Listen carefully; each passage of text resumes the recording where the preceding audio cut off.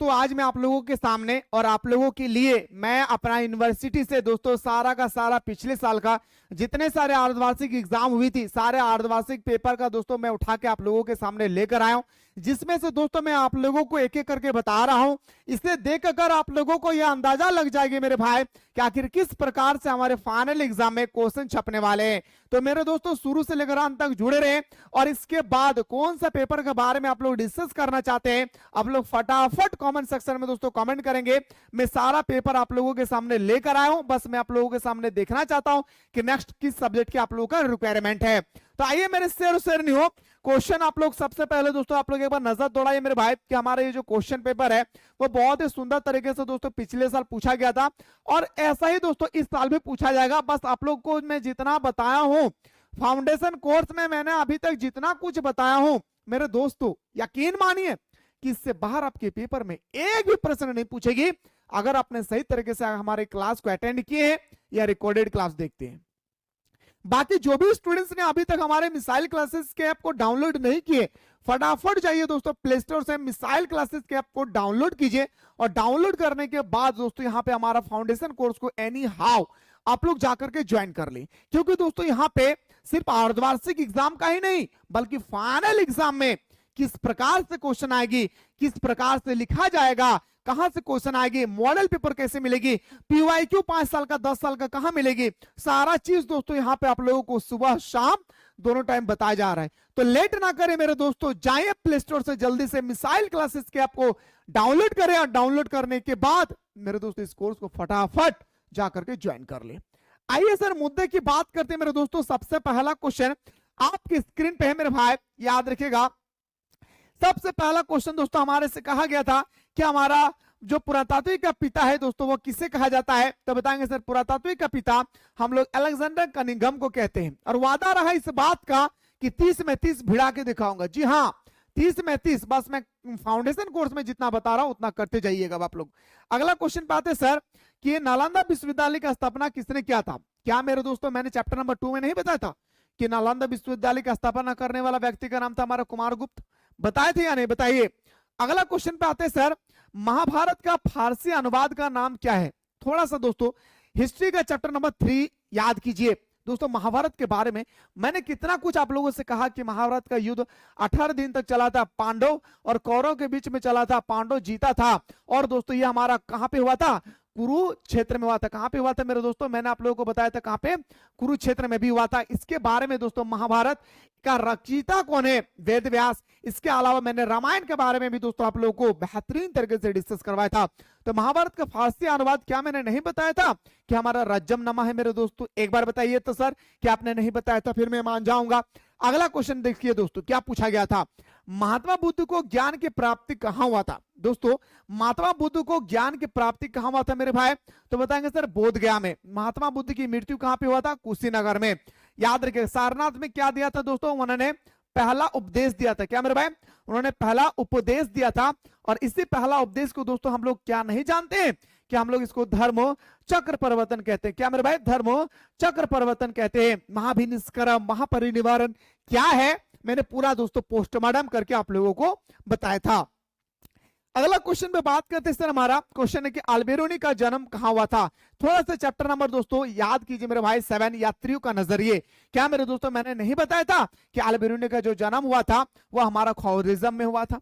अब ख्वारिज़्म कहां है दोस्तों, जिसे आज दोस्तों हम लोग जानते हैं। क्या मेरे भाई, वो थोड़ा सा मैप याद कीजिए, हमारा पाकिस्तान, अफगानिस्तान, तिर्गिस्तान, किर्गिस्तान। क्या मेरे दोस्तों मैंने नहीं बताया था, सारा चीज बताया मेरे भाई।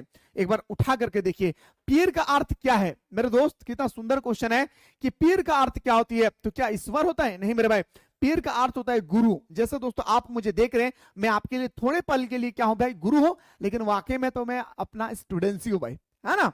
अगला क्वेश्चन देखिए, अगला क्वेश्चन है सर हड़प्पा सभ्यता में बंदरगाह का प्रमाण कहां मिला है। मेरे दोस्तों हड़प्पा सभ्यता का कोई ऐसा प्रश्न ना हो जो मैंने नहीं बताया भाई, ठीक है ना।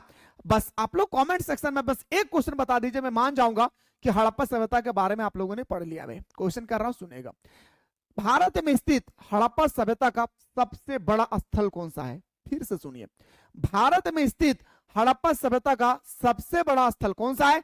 ये आप लोगों को दोस्तों मैं दे रहा हूं होमवर्क, आप लोग कमेंट सेक्शन में बताइएगा, ठीक है। तो बताएंगे सर लोथल, ऑप्शन नंबर हमारा क्या हो जाएगा सर, लोथल डी। लोथल की खोज दोस्तों सबसे पहले याद रखिए कहां पे हुआ था, गुजरात में। लोथल कहां स्थित है, गुजरात। कौन सा नदी के किनारे दोस्तों, भगवा नदी, क्या मेरे भाई, भगवा नदी के किनारे स्थित है। इंडिका की रचना किसने किया था मेरे दोस्तों, मैंने बताया था मेरे भाई, इंडिका की रचना करने वाला था हमारा मेगास्थनीज चाचा। अगला क्वेश्चन बात है सर, मनुष्य स्मृति में कितने प्रकार के विवाह का उल्लेख किया गया है। तो बच्चा को पता है कि सर 8 प्रकार के विवाह का उल्लेख किया गया था, लेकिन इनमें से 4 जो है मेरे दोस्तों सबसे इंपॉर्टेंट था, और इसी 4 के बारे में मैंने आप लोगों को पोस्टमार्टम करके भी दिखाया था। तृतीय बौद्ध संहिता का आयोजन कहां हुआ था मेरे दोस्तों, आप थोड़ा सा याद कीजिए, क्या मेरे दोस्तों मैंने आप लोगों को चारों बौद्ध संगीत के बारे में पढ़ाया था या नहीं। तो आपसे तृतीय पूछा गया तो बताएंगे सर ये पाटलिपुत्र में हुआ था। कहां मेरे भाई, तो बताएंगे मेरे शेरों शेरनियों, ये हमारा कहां पे हुआ था, पाटलिपुत्र में। मैं फिर से कह रहा हूं, अभी जो मैं आप लोगों को हिस्ट्री डिस्कस करा रहा हूं, इसके बाद आप लोग कौन से पेपर का अर्धवार्षिक पेपर जो पिछले साल हो चुकी है इसका PYQ देखना चाहते हैं, फटाफट आप लोग कमेंट कीजिएगा। मैं सारा पेपर स्कूल से, कॉलेज से, यूनिवर्सिटी से लेकर आया हूं दोस्तों। ये सिर्फ हमारा अर्धवार्षिक का ही नहीं, पिछले साल फाइनल एग्जाम जो भी थी वो सारा चीज दोस्तों मैं आप लोगों के सामने लेकर आया। फटाफट दोस्तों एक बार आप लोग कमेंट कर देंगे, ठीक है। आइए गुरुजी अगला क्वेश्चन पे बात करते हैं सर। अगला जो हमारा प्रश्न है फटाफट देखिए मेरे भाई, कि प्राचीन भक्ति आंदोलन का नेतृत्व किसने किया था। अभी ये क्वेश्चन दोस्तों अलवर और लिंगायत, अलवर नैनार, मेरे दोस्तों क्या मैंने आप लोगों को नहीं बताया था, अलवर और नैनार संत ने किया था भाई भक्ति आंदोलन की शुरुआत। अगला क्वेश्चन पे आइए सर, क्वेश्चन नंबर नेक्स्ट पे आते सर, झारखंड एवं बंगाल में भक्ति आंदोलन का प्रचार प्रसार किसने किया था। तो झारखंड हो या दोस्तों हमारा बंगाल हो, जो हमारा भक्ति आंदोलन इसका प्रचार किया था हमारा किसने, तो बताएंगे सर हमारा चैतन्य महाप्रभु ने। किसने मेरे भाई, चैतन्य महाप्रभु ने। किताबुल हिंद की रचना किसने किया था, क्या मेरे शेरों शेरनियों, किताबुल हिंद जो है इसकी रचना करने वाला कौन था, अल-बिरूनी। कौन थे मेरे भाई, अल-बिरूनी। नेक्स्ट क्वेश्चन पे आते हैं सर, कि मगध महाजनपद की प्रारंभिक राजधानी कहां थी। दोस्तों ये हमारा प्रारंभिक राजधानी पूछा जाएगा कहां थी, और यहां पे लगा रहे मेरे भाई प्रारंभिक, तो आपको राजगीर बताना है।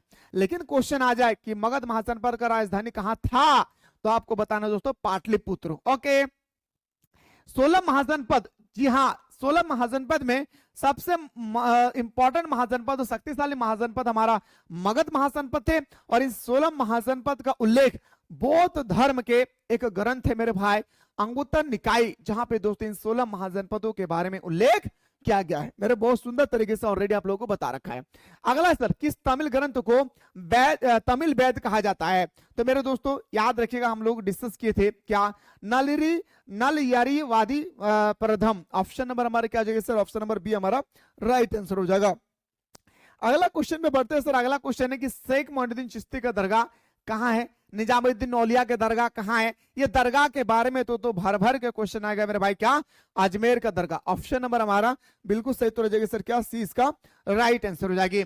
मौर्य साम्राज्य की स्थापना किसने की थी, बताइए मेरे भाई। क्या दोस्तों मैंने आप लोगों को नहीं बताया था कि मौर्य साम्राज्य की स्थापना चंद्रगुप्त मौर्य ने किया था। किसने किया था, चंद्रगुप्त मौर्य।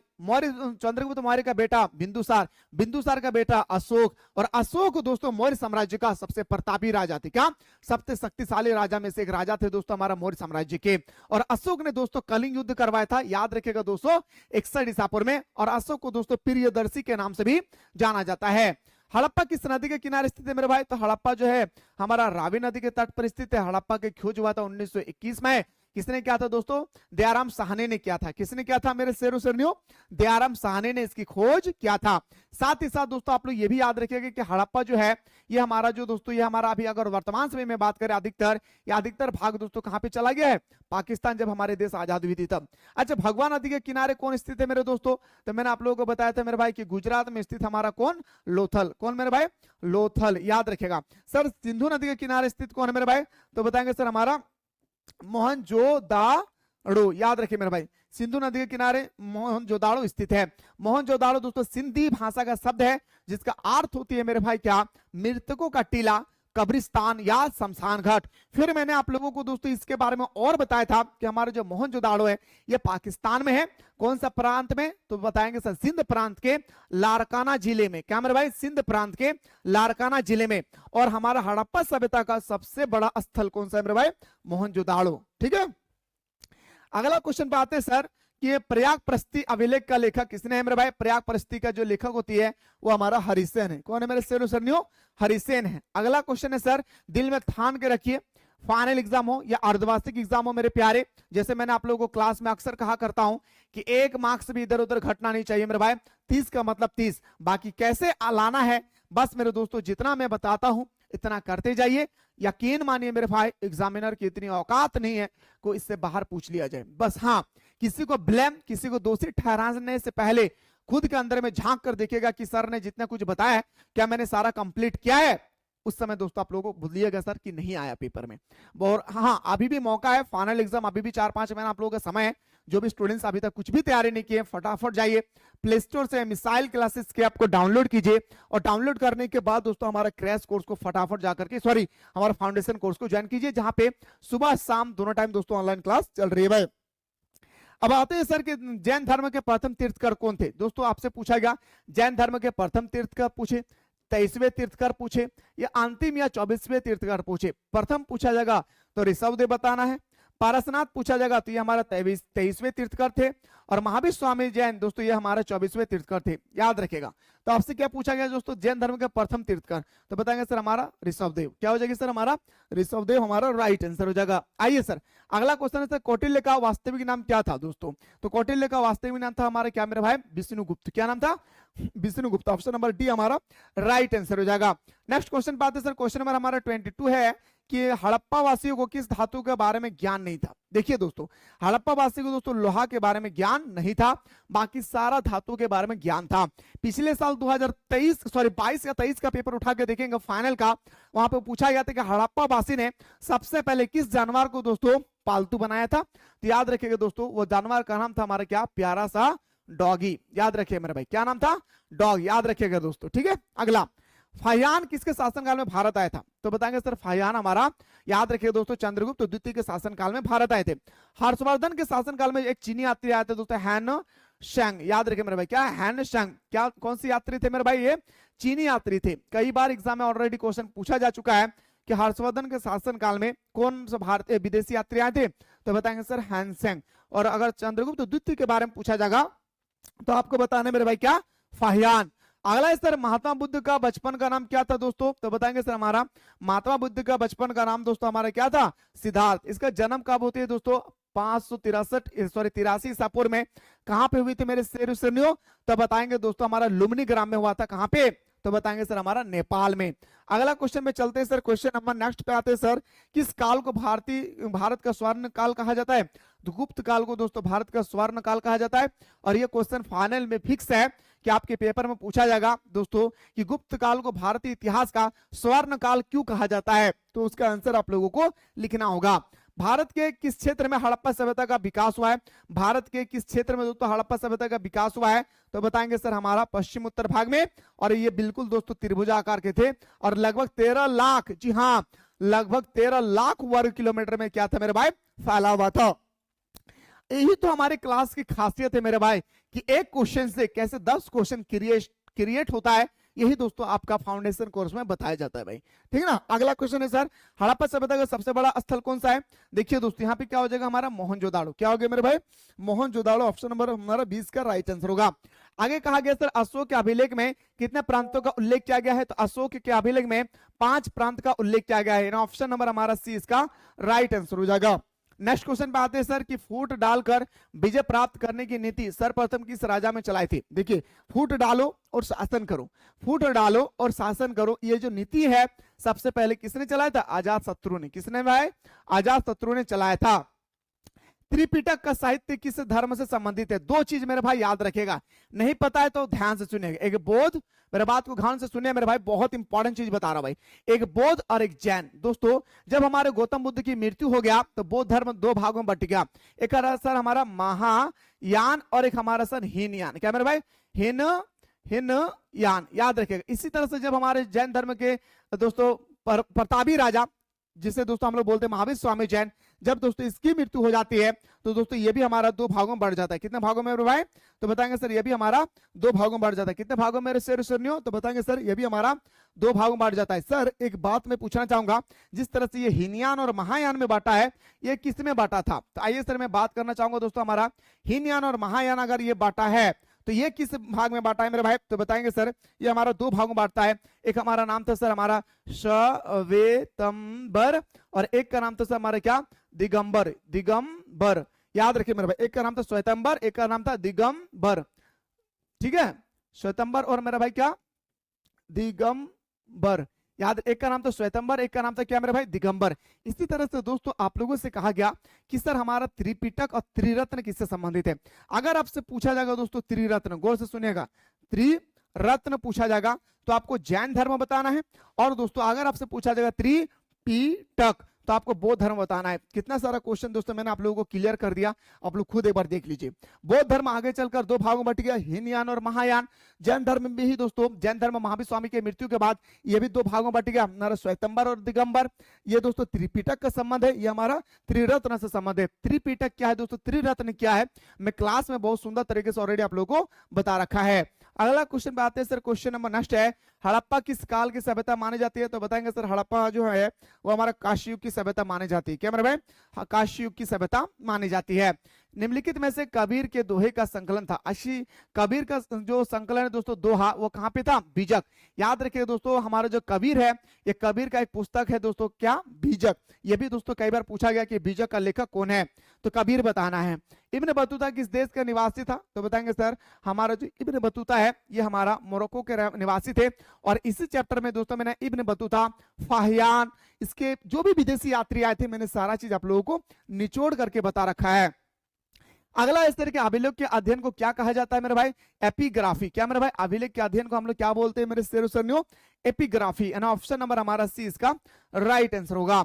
श्वेतंबर एवं दिगंबर अभी मैंने आप लोगों को बताया भाई, श्वेतंबर और दिगंबर हमारा जैन धर्म से संबंधित है, हीनयान और महायान हमारा बौद्ध धर्म से संबंधित है।